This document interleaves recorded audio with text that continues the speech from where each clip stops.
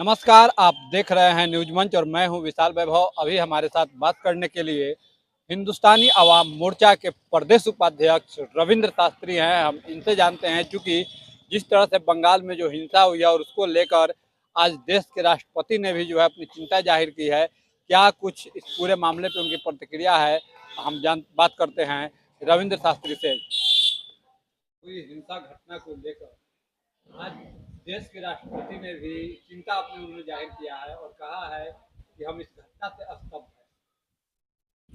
देखिए, कोई भी घटना हो तो निश्चित रूप से अगर घटना घटता है तो दुखदाई है।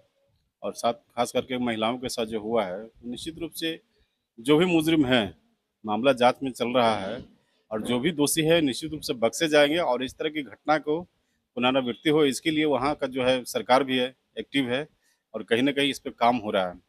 और महिलाओं के साथ जो हुआ इसके लिए हम लोग भी है कि भाई हम लोग पीड़ित परिवार के साथ हैं, उनके साथ नाइंसाफ़ी नहीं होगा। उनके साथ जो भी होगा हम लोग मदद करने के लिए तैयार हैं। हमारे गठबंधन के साथी सब लगे हुए हैं और पीड़िता जो है उसको कहीं ना कहीं इंसाफ मिलेगा। लगातार बीजेपी और उनके सहयोगी दल बंगाल में जो है राष्ट्रपति शासन लगाने की भी बात मांग कर रहे हैं।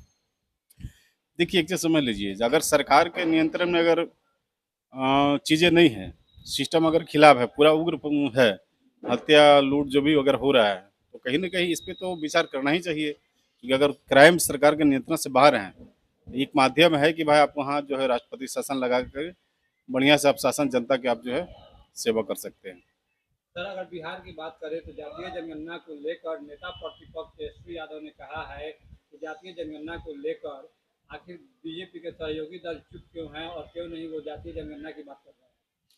नहीं तो जातीय जनगणना के अगर मान रहे हैं बात, जातीय जनगणना को अगर वो समझ रहे हैं बारीकी से, तो वो अपने खुद प्रतिपक्ष के नेता बने हुए हैं, किसी दलित समाज को बना दे वो, तब माना जाएगा ना कि वो जातीय समीकरण को लेकर के चलते हैं। खाली हल्ला कांडे से थोड़ी होता है। प्रदेश से अध्यक्ष किसी आप दलित को बना दीजिए, किसी मुस्लिम को बना दीजिए, आप प्रतिपक्ष के नेता है, अपना पद इस्तीफा दे करके आप किसी दलित को बना दीजिए, किसी मुस्लिम को बना दीजिए, तब माना जाएगा ना कि आप भाई उसके पक्ष में है। कहना और करने में तो अंतर है, इसलिए उनका काम है विरोध करना, वो विरोध करेंगे। सर, कहीं ना कहीं एनडीए में भी देखा जा रहा है जातीय जनगणना को लेकर चिराग पासवान कुछ अलग बोल रहे हैं, आपके नेता अलग बोल रहे हैं। क्या लग रहा है सर, एनडीए में सब कुछ ठीक चल रहा है? जातीय जनगणना लोग को लेकर के कहाँ किसी तरह का कोई बहस है। जातीय जनगणना को लेकर के बहस नहीं है। लेकिन चिराग पासवान ने तो कहा है कि देश में जातीय जनगणना होनी चाहिए। नहीं नहीं, चिराग पासवान कहे हैं तो कांग्रेस के बारे में तो बोले हैं ना कि अगर इतना दिन से शासन कर रही है तो क्यों नहीं करवाया। जातीय जनगणना होना ही चाहिए, लेकिन मान के चलिए अगर आप सबको अधिकार देने की बात है तो अधिकार सबको मिले तब ना। मेन है सबको अधिकार मिलना चाहिए। अगर जातीय जनगणना होता है तो उससे पता चलता है कि कौन कितने लोग हैं। तो क्या लग रहा है सर कि अगर देश में जातीय जनगणना की बात आती है तो हिंदुस्तानी अवाम मोर्चा इसका समर्थन करेगी? जातीय जनगणना तो होना ही चाहिए, जातीय जनगणना होना चाहिए। जातीय जनगणना से पता चल जाता है ना कि कौन कितने लोग हैं, वो तस्वीरें साफ हो जाएंगी, तब कोई अधिकार अपना मांग पाएगा। ये तो जरूरी भी है। बिहार में बढ़ते अपराध को लेकर नेता प्रतिपक्ष तेजस्वी यादव ने कहा है कि मुख्यमंत्री नीतीश कुमार जो है अब थके हुए मुख्यमंत्री हो गए हैं, उनसे बिहार नहीं संभल रहा। नहीं नहीं, तो ये बात तो अपने जो उनके पिताजी जो शासन काल में रहे हैं उनको जंगल राज की उपाधि क्यों मिला, ये तो उनको तय करना है। या उनके रीजन में जो उनके माता पिताजी का रीजन में जो घटना घटा उसको आंकड़ा जारी करने से उनको समझ में आ जाएगा। आप देखिए, जंगल राज तो नहीं ना है।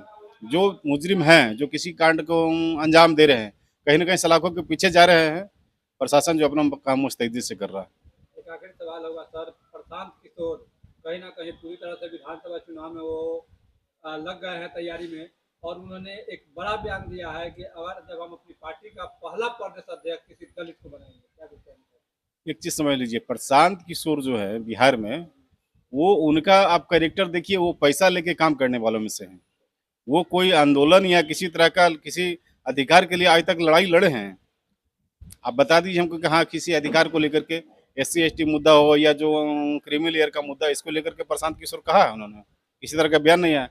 वो आदमी सत्ता का भिखारी है, उसको सत्ता चाहिए वो आदमी को।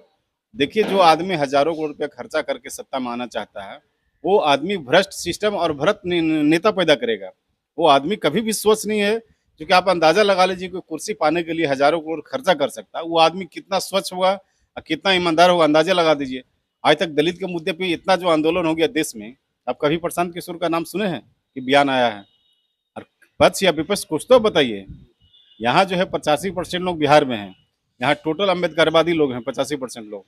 कभी तो उनके पक्ष में ये बोले नहीं। वोट है अम्बेडकरवादियों का और ये नेता बनेंगे प्रशांत किशोर, ऐसा है संभव? 7 जन्म में बिहार में वो नेता नहीं बनेंगे और उनका कहीं कोई भविष्य भी नहीं है बिहार में।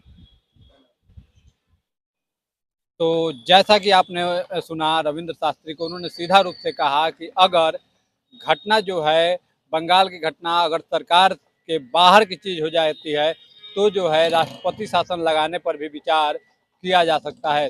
और इस दौरान उन्होंने नेता प्रतिपक्ष तेजस्वी यादव पर भी बड़ा हमला बोला, साथ ही जन सुराज के संस्थापक प्रशांत किशोर को भी जो है कटघरे में खड़ा कर एक सवालिया निशान छोड़ा है।